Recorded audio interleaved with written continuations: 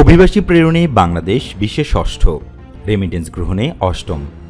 বিশ্ব অভিবাসন প্রতিবেদন 2022 প্রকাশ করেছে আন্তর্জাতিক অভিবাসন সংস্থা বা IOM। এই প্রতিবেদন অনুসারে 2020 সালে বিদেশে বসবাসকারী বাংলাদেশি অভিবাসীর সংখ্যা ছিল 7.40 মিলিয়ন, অর্থাৎ প্রায় 74 লাখ। অভিবাসী পাঠানোতে বাংলাদেশ বিশ্বে ষষ্ঠ এবং রেমিটেন্স গ্রহণে অষ্টম স্থানে রয়েছে। 2020 সালে বিশ্বে আন্তর্জাতিক অভিবাসীর সংখ্যা ছিল 281 মিলিয়ন বা 28 কোটি 10 লাখ। 18 মিলিয়ন অভিবাসী নিয়ে শীর্ষ অভিবাসী প্রেরণকারী দেশের স্থান দখল করেছে ভারত। ভারতের পরে যথাক্রমে মেক্সিকো, রাশিয়া, চীন ও সিরিয়ার অবস্থান। বুধবার এই প্রতিবেদন প্রকাশ করে IOM। প্রকাশিত প্রতিবেদনে দেখা যায়, করোনার কারণে বিশ্বব্যাপী চলাচলের সীমাবদ্ধতা ও নিষেধাজ্ঞা থাকা সত্ত্বেও বিপর্যয়, সংঘাত ও সহিংসতার কারণে অভ্যন্তরীণ বাস্তুচ্যুতি বেড়েছে নাটকীয়ভাবে। প্রতিবেদনে বলা হয়েছে, মহামারীর কারণে অভিবাসীদের পাঠানো আন্তর্জাতিক রেমিটেন্স 2020 সালে $702 বিলিয়ন নেমে এসেছে, যা 2019 সালে $719 বিলিয়ন ছিল।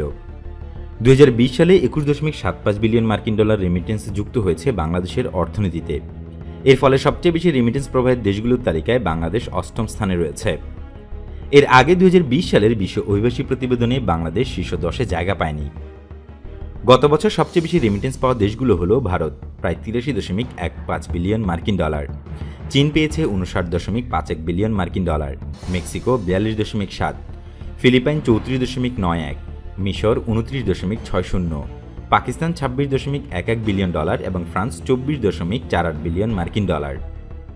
Refugee and migratory movement research unit বা RMMRUর প্রতিষ্ঠাতা চেয়ার তাসনিম সিদ্দিকী বলছেন, অভিবাসী প্রেরণকারী দেশ এবং রেমিটেন্স গ্রহণকারী হিসেবে বাংলাদেশের অবস্থান বেশ ভালো।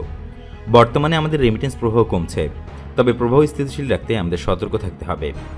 তিনি আরও জানান, আমরা এখনও অদক্ষ অভিবাসী বিদেশে পাঠাচ্ছি। ধীরে ধীরে আমাদেরকে দক্ষ অভিবাসী সরবরাহকারীতে রূপান্তরিত হতে হবে। এর ফলে রেমিটেন্স বাড়বে এবং এক্সপ্লয়টেশন কমবে। IOM এর প্রতিবেদনে বলা হয়েছে, বিদেশে বসবাস করা সত্ত্বেও অভিবাসীরা বাংলাদেশের উন্নয়নে গুরুত্বপূর্ণ ভূমিকা রাখছেন। বিশ্বব্যাংকের হিসেব অনুসারে অভিবাসীরা 2019 সালে বাংলাদেশে $18 বিলিয়ন বেশি পাঠিয়েছেন। এর 73% এসেছে উপসাগরীয় সহযোগিতা কাউন্সিল বা GCC দেশগুলোতে কর্মরতদের কাছ থেকে। এই রেমিটেন্স বাংলাদেশের GDP-তে 6% বেশি অবদান রাখছে। বৈদেশিক মুদ্রা আয়ের দিক থেকে বাংলাদেশের রেমিটেন্স খাত দ্বিতীয় অবস্থানে রয়েছে। নীতি নির্ধারকরা রেমিটেন্স পাঠানোতে উৎসাহ ও নানা সুবিধা দিচ্ছে, ফলে দেশের রেমিটেন্সের দৃশ্যপট অনেকটাই পাল্টে গেছে।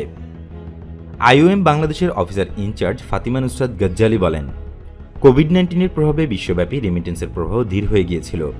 তা সত্ত্বেও 2020 সালে $21.76 বিলিয়ন রেমিটেন্স বাংলাদেশের অর্থনীতিতে যুক্ত হয়েছে। মোটের ওপর অভিবাসন বাংলাদেশের উন্নতির একটি গুরুত্বপূর্ণ অংশ হয়ে উঠেছে।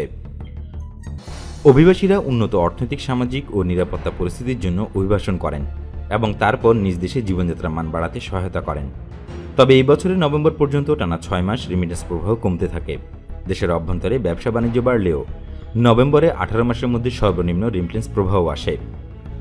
অভিবাসীদের পছন্দের শীর্ষে থাকা 5 গন্তব্য হল যুক্তরাষ্ট্র, জার্মানি, সৌদি আরব, রাশিয়া ও যুক্তরাজ্য।